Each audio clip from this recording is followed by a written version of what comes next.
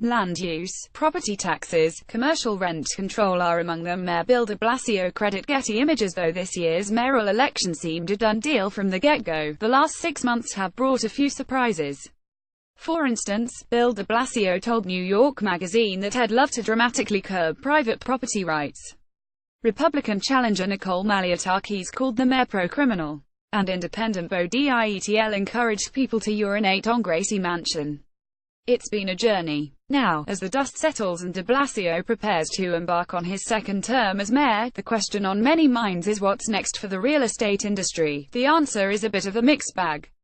In the lead-up to the election, the mayor publicly, in debates, interviews and press conferences, positioned himself as someone who will stand up against big bad real estate interests. At the same time, his affordable housing program relies heavily on buy-ins from the private sector, so any anti-development rhetoric comes with an asterisk. This is all with the backdrop of a federal trial that's raised questions about the mayor's relationship with the industry.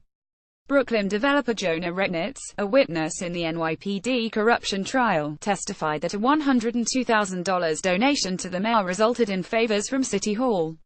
The mayor has vehemently denied these claims, dismissing Regnitz as a liar and a felon. But, ultimately, real estate's relationship with the mayor will depend on what happens in the next 4 years. Here are a few issues to keep an eye out for. 1. A pricey affordable housing program. Last month, the mayor announced that his affordable housing program, which set out to preserve and build 200,000 affordable units by 2024, was 2 years ahead of schedule. He also decided to up the ante, pledging to add another 100,000 to that total by 2026. According to Politico, this change more than doubles the estimated budget for the program, $82.6 billion, and means the city will be on the hook for $16.9 billion instead of $8.2 billion. It remains to be seen how these new goals will play out, in conjunction with a newly rebooted 421A dubbed Affordable New York, which gives developers a 35-year break from taxes, as well as the mayor's mandatory inclusionary housing program.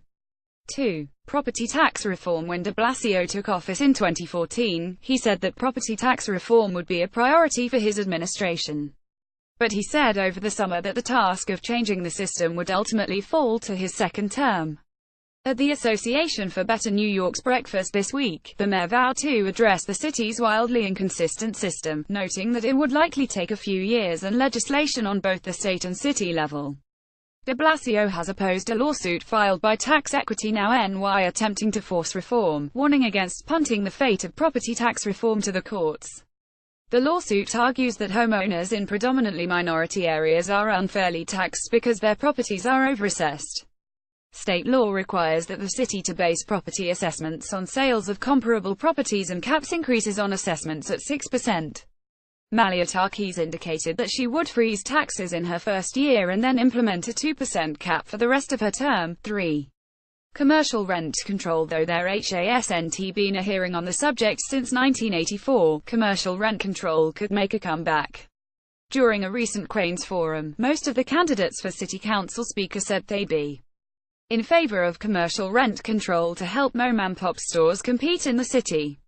The Real Estate Board of New York has called commercial rent control unconstitutional. 4. Land use zoning. A few recent measures have called into question how the city handles rezoning proposals and a SoFright development. Council member Margaret Chin proposed legislation in August that would force 3 projects planned for the Lower East Side's waterfront to go through the arduous Uniform Land Use Review Procedure (ULURP). If the bill is passed, Chin would have a lot of leverage to shape the projects, since, when it comes to rezonings, the city council historically votes according to the wishes of the local council member.